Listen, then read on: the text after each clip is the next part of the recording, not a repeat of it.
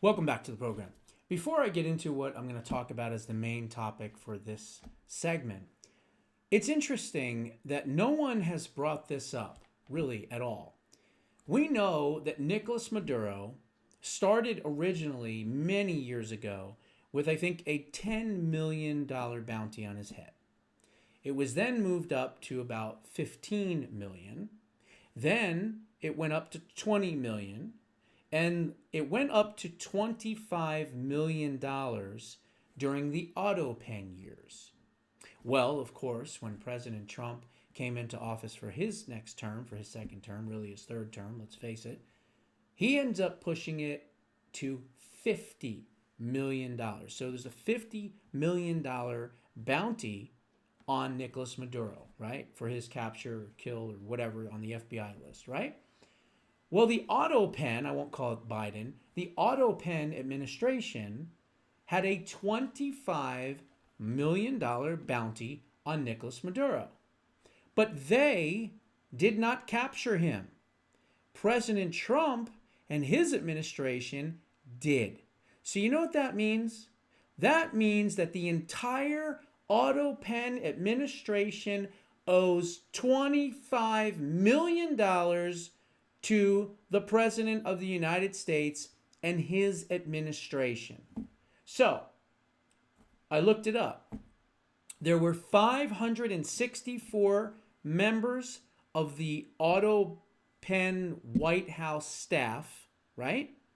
And if you break that down and divide that into the 25 million, that is $44,326.24 that each one of the 564 Auto Pen White House staff owes to this administration.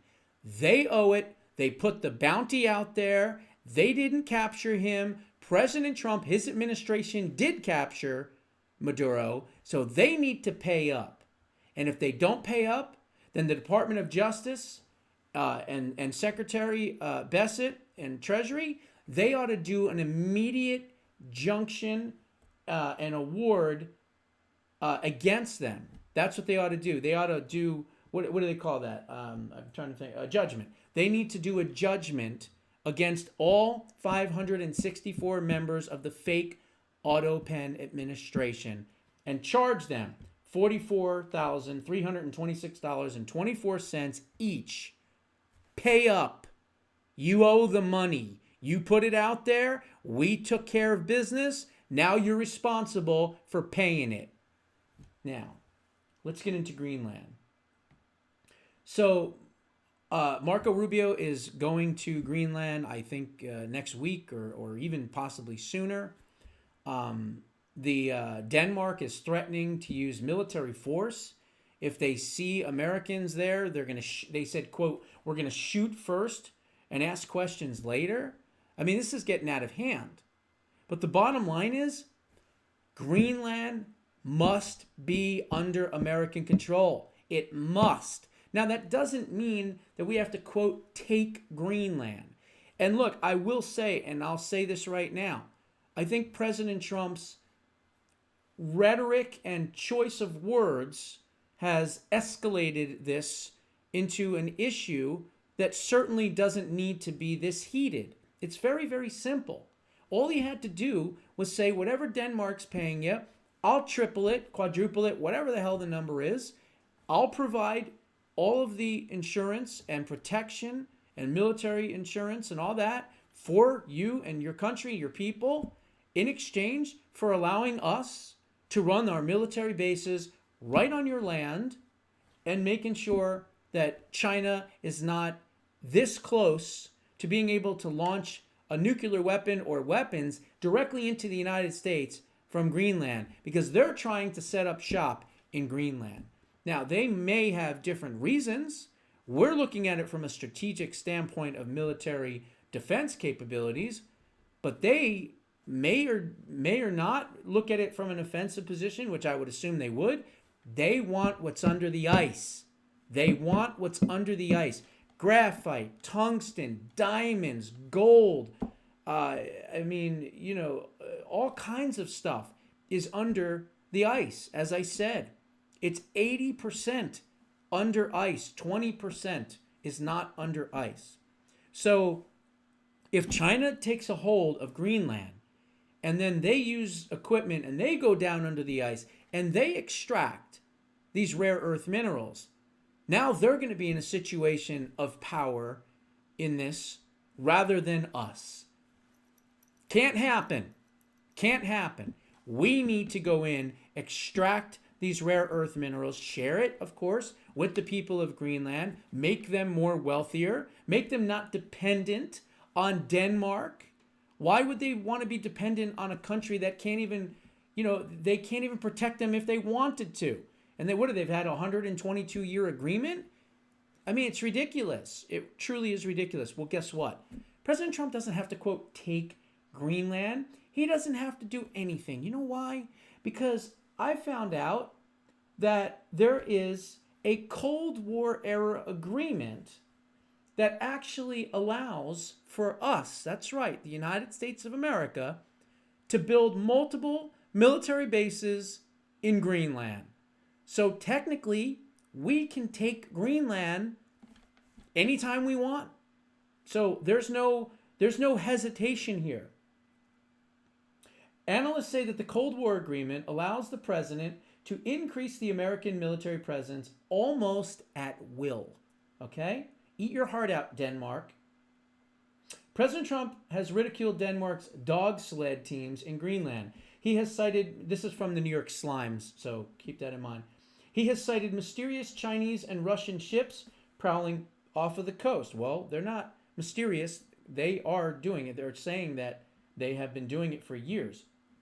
He seems increasingly fixated on the idea that the United States should take over the gigantic ice-bound island, with one official saying that the president wants to, quote, buy it, and another suggesting that the United States could simply just take it.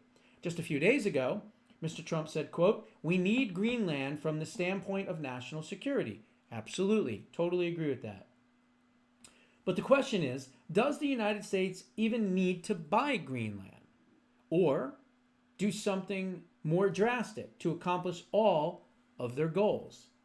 Under a little-known Cold War agreement, the United States of America already enjoys sweeping military access to Greenland. Right now, the United States has one base in a very remote corner of the island. I can't pronounce it. It's a Space Force base. Pafupik or Pafufik? I don't know. Some kind of weird name. Maybe it shows up in the article. I haven't read the article. I just kind of saw a little bit of it here. And then it says, where is it? But the agreement allows it to, quote, construct, install, maintain, and operate multiple military bases across Greenland. It also says that it can, quote, house personnel and control landings, takeoffs, anchorages, moorings, movements, and operation of ships, aircraft, and waterborne craft. This agreement was signed in 1951 by the United States and Denmark, which colonized Greenland more than 300 years ago and still controls some of its affairs. The U.S. has such a free hand in Greenland that it can pretty much do whatever it wants, said Mikael Olsen, a researcher at the Danish Institute for International Studies in Copenhagen. Quote, I have a very hard time seeing that the U.S. couldn't get pretty much everything it wanted, he said, adding, if it just asked nicely. Well, that brings me back to what I was saying. He doesn't have to say, we'll take it, we need, I understand we need it, but, it's the verbiage, it's the rhetoric. He can do it in a nicer way. He can tell Greenland, look, we don't, quote, want to take you over and control you. We just want to be able to have our security apparatus in this area because for strategic defensive reasons, it's really, really important. And as a benefactor, we'll take care of you. We'll make sure that your security is our security. That's all he had to say. instead of saying we're going to go in there with the military and take it. I mean, it's that rhetoric that these people around the world and the globalists and everything else, they're afraid of him for. Now, I get it. You say that for Iran, and those are the right words to use. You say that for Venezuela, and those are the right words to use. But there's 55,000 people in Greenland. I mean, 80% of it's under ice. These people are not, they're Inuits. I mean, they're probably not, many of them even speak English. So they're just native people in Greenland. They're not a threat to anything. So for him to say, we're going to take it, we're going to go by force, all that does is piss off NATO, and it pisses off Denmark and everything else. So hopefully Marco Rubio is going to go there, straighten it out. But here's my question. Why didn't they know about this agreement, or do they know about this agreement? Because I haven't heard President Trump say anything about this agreement. I haven't heard Marco Rubio talk about this agreement. I haven't heard anyone, J.D. Vance, I haven't heard anyone in this administration talk about the agreement that was signed in 1951. Why am I, an investigative journalist, just finding this out, which I'm obviously going to tell the people in the administration about? But it's odd that, citizen journalists out there are finding this information, but the administration isn't talking about it or didn't know about it. Now, I'm not saying they didn't know about it, but they haven't talked about it. And President Trump clearly hasn't talked about it. He could have said, when interviewed, he could have said, well, there's an agreement that's already in place from 1951 that allows us to build military bases in Greenland. That's a lot better than saying we're going to go in there and take it by military force if we have to. You see what I'm saying? So anyway, the U.S. has, and then it says, but buying Greenland, something that Secretary of State Marco Rubio told lawmakers on Tuesday was President Trump's latest plan, is a different question. Greenland does not want to be bought by anyone, especially not the United States, and Denmark does not have the authority to sell it, Dr. Olson said. It is impossible, he said. In the past, Denmark would have to become the decider. In 1946, it refused the Truman administration's offer of $100 million in gold. Today, things are much different. Greenlanders now have the right to hold a referendum on independence, and Danish officials have said it's up to the island's 57,000 inhabitants to decide their own future. A poll last year found that 85% of residents opposed the idea of an American takeover.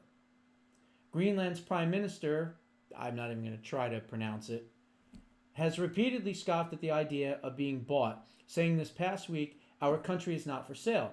The relatively short, straightforward defense agreement between the United States and Denmark was updated in 2004 to include Greenland's semi-autonomous government, giving it a say in how American military operations might affect the local population. The roots of the agreement go back to a partnership forged during World War II. At that time, Denmark was occupied by the Nazis. Its ambassador in Washington, cut off from Copenhagen, took it upon himself to strike a defense agreement for Greenland with the United States. The island is part of North America, along the Arctic Ocean and close to Canada's coast. The fear was that the Nazis could use Greenland as a stepping stone to America, kind of like how the Chinese want to use Greenland to come and attack and threaten America. The Germans had already established small meteorological bases on the island's east coast and relayed information for battles in Europe. American troops eventually ousted them and established more than a dozen bases there with thousands of troops, including strips and other military facilities. After World War II, the United States continued to run some bases and a string of early warning radar sites. As the Cold War wore down, the United States closed all of those bases except for one. It's now called the Patuxik, P-I-T-T-U-F-I-K, Patuxik Space Force Base, and helps track missiles crossing the North Pole. The Danes have a light presence there too, a few hundred troops, including special forces that use dog sleds to conduct long-range patrols. In recent months, the Danish government has vowed to upgrade its bases and increase its surveillance. After American special forces captured Nicolas Maduro, the president of Venezuela, from the safe house last week, Mr. Trump seemed emboldened. Stephen Miller, a top aide, then claimed that Greenland should belong to the United States and that, quote, nobody's going to fight the United States over it. Danish and Greenlandic anxiety skyrocketed. So here's the thing. I don't know if we're going to purchase it. It's not for sale. They don't want to sell it. But really, I think that with this agreement that's already in place, it really doesn't matter what NATO says. It doesn't really matter what Denmark says. And quite frankly, it doesn't really matter what the people in Greenland say or think either. If the agreement is in place from 1951, and then it was updated in 2004 for Greenland's semi-autonomous region, which means the areas that are not under ice, and we're allowed to build military installations, we're allowed to track the skies and all that, and the flights and everything else, guess what? That's what's going to happen, okay? That's what's going to happen. So are we going to make Greenland great again? I don't know. Are we going to go in there just for defense purposes? Maybe. But are we also going to go in there, which was what I think we should do, and bring the equipment in and get under the ice? Get under that 80% of the country that is filled with ice. All these different regions, as I explained in the last video, all have different minerals, all have different things that we need for our cell phones, for our batteries, for gold, for diamonds, I mean, for everything. It is like the most mineral-rich area almost in the entire world. And it's untapped. No one's been able to get through all that ice. No one has the equipment but us. So we'll see what happens. But I think we can make Greenland great again. We can get to all those untapped rare earth minerals and things like that. We can offer them security and defense, and we can make them wealthy. We can take some of that rare earth stuff and give it to the people and give it to Greenland. And who knows? Maybe we will see a Greenland Trump Tower one day. Those are my thoughts. What are yours? Put them down in the comments below. We'll see you in the next one.